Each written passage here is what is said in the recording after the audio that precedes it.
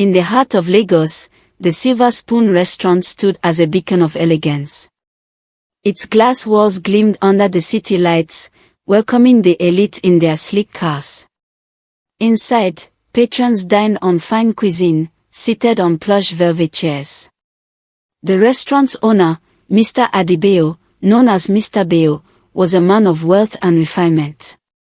His tailored suit and polished loafers reflected his status. Each morning, as he entered, the staff greeted him with a respectful, "Good morning, sir." He would nod, smile faintly, and say, "Continue your work." Mr. Bayo was a quiet observer, managing over 60 employees, cooks, servers, and cleaners, who kept the restaurant running smoothly. But something unusual was about to unfold in this world of luxury. It was a humid Lagos evening, and the Silver Spoon was winding down. The last customers had left, and most staff had gone home. Mr. Bayo emerged from his office, loosening his tie after a long day. As he approached his sleek white SUV, he noticed a figure standing near the parking lot. It was Daniel, a cleaner in the restaurant's blue and silver uniform, his hands clasped nervously. Mr. Bayo paused, squinting. "Who's that?" he muttered. He stepped closer. "You're from the cleaning team, right?" he asked. "Yes, sir," Daniel replied softly, eyes lowered. "My name is Daniel. Why are you here by my car?" Mr. Bayo's tone was curious but firm. Daniel hesitated, then spoke. "Please, sir, may I take some leftover food home?" Mr. Bayo blinked, surprised. "Just food? That's all you want?" Daniel nodded. "Yes, sir. If there's any left." His voice was steady but tired. After a moment of silence, Mr. Bayo nodded. "All right, Daniel. Take what you need." "Thank you, sir," Daniel whispered, hurrying back to the kitchen. Mr. Bayo stood by his car, his keys idle in his hand. Something about Daniel's request stirred him. Why just food? Not money, not a race, just scraps. He slid into his SUV but didn't start the engine. His eyes lingered on the kitchen door, his mind restless. Mr. Bayo waited, his curiosity growing. Around 10:30 p.m., Daniel emerged, clutching 2 small plastic bags. He walked briskly down the street, and Mr. Bayo, acting on impulse, started his car, keeping the headlights off. He followed at a distance, careful not to alert Daniel.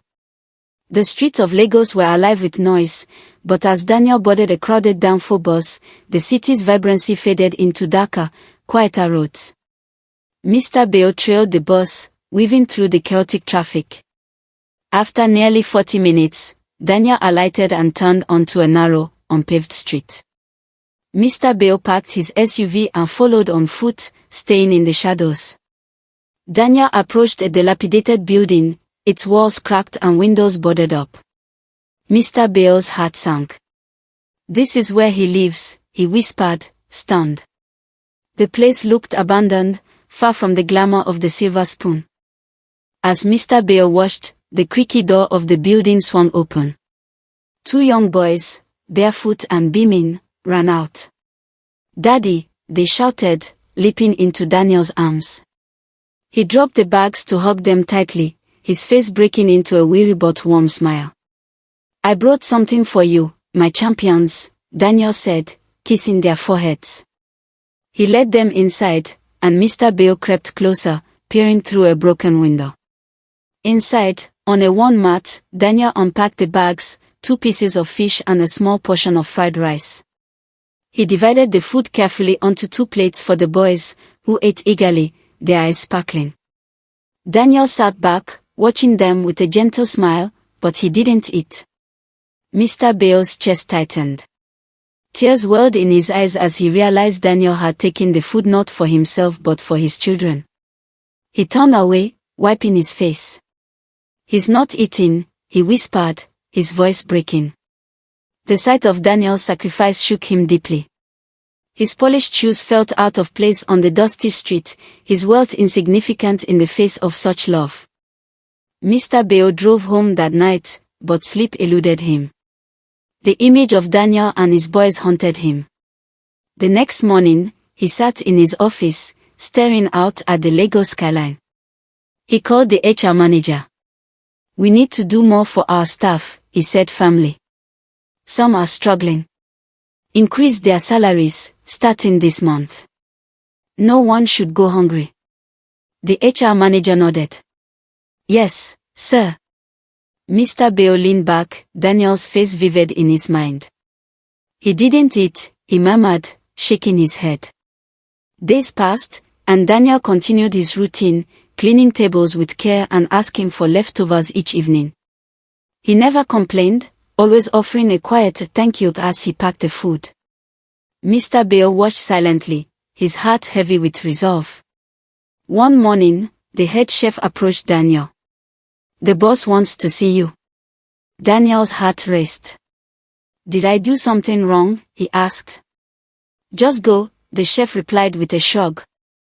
In Mr. Beo's office, Daniel stood nervously. "Sit, Daniel," Mr. Beo said kindly. "I followed you one night.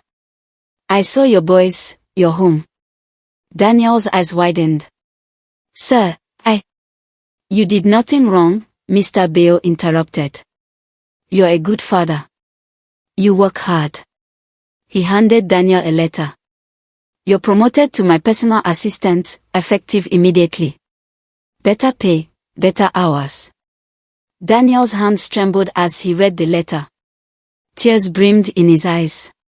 "That's not all," Mr. Beo continued, handing him an envelope. "I've secured a small apartment for you and your boys. It's modest but safe, with water and electricity." Daniel covered his mouth, tears falling. "Sir, is this real?" "You deserve it, Daniel," Mr. Beo said. "And your boys will attend a better school. No more begging for food." Daniel fell to his knees, sobbing. "Thank you, sir. God bless you." Chapter 7, A New Beginning. That evening, Daniel cooked a proper meal, egusi soup and pounded yam, for his boys. They ate together, laughing, their plates full.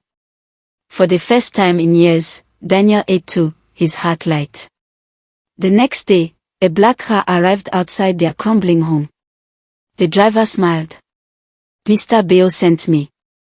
I'm taking you to your new house." The boys cheered, grabbing their bags. The new apartment in a quiet Lagos neighborhood was clean, with fresh paint and sturdy furniture. The boys ran through the rooms, shouting, "Daddy, we have beds. A real kitchen." Daniel stood in the center, whispering, "Thank you, God." Later, his phone rang. It was Mr. Beo. "Take the day off, Daniel," he said. "Enjoy your new home with your boys." Daniel's voice cracked. "Thank you, sir. For everything." As he cooked their first meal in the new kitchen, the boys danced around him. Before eating, Daniel held their hands. "Let's thank God," he said. They prayed together, their hearts full of gratitude. This story reminds us that kindness can transform lives. Daniel worked tirelessly, never asking for more than he needed, his love for his children unwavering. Mr. Beo's decision to see beyond the surface changed everything. A single act of compassion gave Daniel and his boys a new start. In a world of struggles, one moment of empathy can light the way.